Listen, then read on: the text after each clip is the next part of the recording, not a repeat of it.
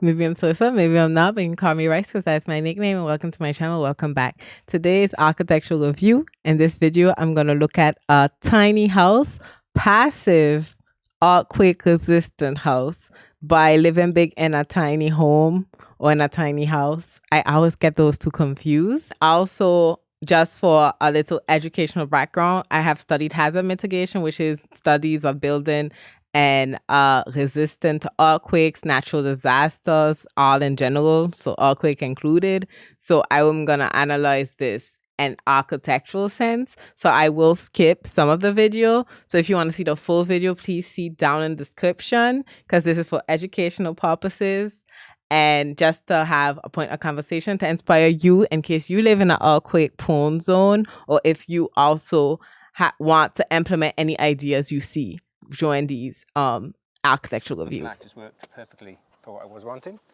and it just came out like this. You would never know it by looking at this house, but it's actually sitting on a trailer, isn't it? It certainly is, yeah. It's actually hidden behind these removable panels. So I've got 6 tyres all around, just evenly supported. They're actually just supported just like a normal trailer. What's the size of this home? This one is 13.5 metres by 3.1. Okay. So it can go just on the back of a truck and be loaded just like any old. Just got the stairs and we've got our dog, and that's his little kennel down there. Perfect. What a brilliant idea. Yeah. Well, I'm excited to see inside the home. Let's go. What an impressive space. We have, let's draw it this way.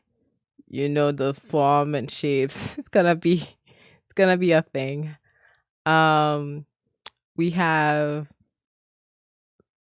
at the end entrance, it looks like the kitchen, but there's a room here, so I don't know what this room is. So just in case this is a room, let's do this. I don't know what side the doors come. We have a little kitchen area. Da. Just do that, and we have the couch. Da. I'm drawing with mouse, okay? This is couch, okay? Okay, this is a couch. Don't worry about it. This space feels like a really good size, doesn't it? It certainly does. You couldn't quite call it a tiny home though, could you? Definitely not. No, it's... Okay, the opposite way is another like armchair thing, and we have the window. That looks like a door window, honestly. Looks like double door. From here, seeing the size, how tall it is, he probably can open that up and TV. So I think the rooms are on this side, opposite, which is not in my drawing. So good job, Rice, good job. It's a small home though, but it's a perfect space for, as I'd like to think, it's a starter home. It's not cramped, it's all got usable spaces. We've been living in here a year and it just feels just like a normal apartment. So what was it that... That's true, that for tiny homes, like it's long, it's more closer to our apartment than like tiny, like everything is compact because he has like a corridor like system, guessing that that's in the room. It's not everything maximum space. It does feel like an apartment. Actually, originally, I wanted it to be an earthquake resistant house. They're actually moved independently of the ground rather than stuck to the ground. And wheels were the perfect solution for that. Because of course we're here in Christchurch at the moment. In recent years, earthquakes have just completely plagued this city. So that must have been actually a really big part of your decision making when it came to constructing your own home. It certainly did. And we've actually been in here where we had an earthquake a few months ago. And so much so that Pascal, my wife, she was actually on the phone at the time when we were moving around, and she was just chatting away on the phone as if nothing was going on. It was just so quiet in here. You didn't even realize how big it was. And the style of this... Pause for a minute, so do a little bit of explanation. So it's more than the wheels that makes it earthquake proof. So let me give like explanation. To his I'll say yes, to his benefit, yes. The wheels do help, okay? The wheels do help. I'm gonna draw it a bit. Basically, earthquake, what happens? Let's say this is the art. Let's make this the sign. Earthquake happen. You have the house, and that's put in red, the wheels. It doesn't, let's say he has, I think he said he had 6. But let's go there. I'm drawing in mouse. Don't judge my drawings. Okay, those are the wheels. Those wheels, I'll put in orange, works as like amortisseurs. I don't know how to explain the word in English, but basically they permit, especially like it's caoutchouc. Normally, I don't know what caoutchouc is in English either. The material of the wheels is something that will make it more bouncy. So it works like as a ressort, like a little like a spring. So if the earthquake happens, the house kind of oscillates with the earthquake. So that does give it a more chance for it not to like break, because it's not going to conflict with the earthquake, if that makes sense. There's so many things that goes into it. It's more than wheels. His type of soil also is a big part of it. If his soil is sand, let's do that. If his soil was sand, whether it had wheels or not, he could have still sank, because this would have been heavy and he would sank. So his type of soil maybe is also a harder type of soil, and that's why he's not affected. Also, besides that, there's also an issue of how it's built. Earthquake, what happens is that if you have a, say, regular shape, like a rectangle, a square, even like a circle and volume, a sphere, you know? So if you have a cube, a sphere, or anything of a box type of shape that is regular, earthquake usually is less likely. It's just less likely. Nothing is 100% sure, but it's less likely to affect you because it's a regular shape. So your barycentre in French, I don't know what it is in English, but I'm going to say barycentre, I'm going to guess is normally in the center. So that's better. If his house was like this, for instance, this is an rentrant here, and this is a weak point. Weak. Look how I like weak.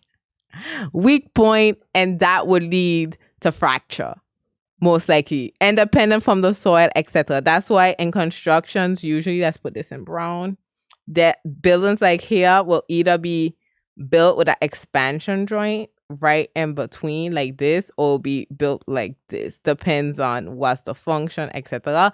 Because if you have one unit as a L, your point of rupture is going to be the weakest point, especially in an earthquake prone zone.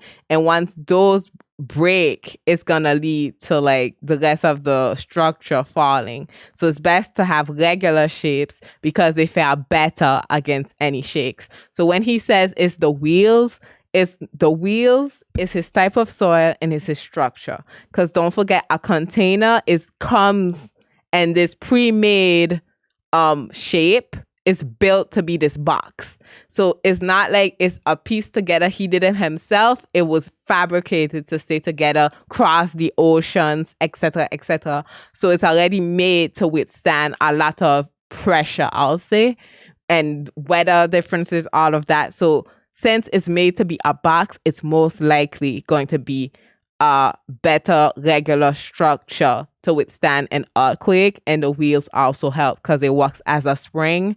I hope I was clear. Let me know in the comments if I skipped something, if I'm unclear, if you would like a re-explanation of everything, and I'm gonna go and draw back why they talk everything again. Preventive, because nothing is 100%. I'm repeating, nothing is 100%, but there's buildings that are more likely to resist than others.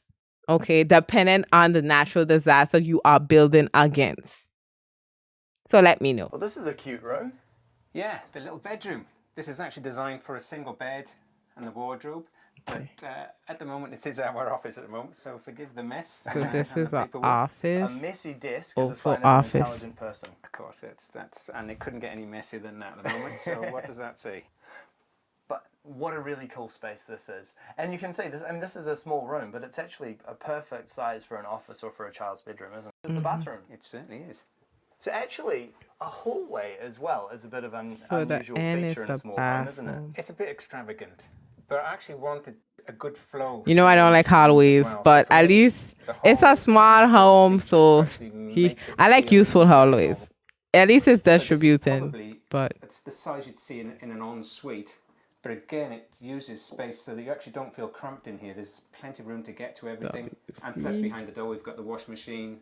I don't normally need that much room in a bedroom, but I just wanted a good usable space. You can still change your clothes, have a good sized bed, plenty of storage. And this is just the perfect space for it. In caravans, even large caravans in Britain, and they always felt small and pokey and cold.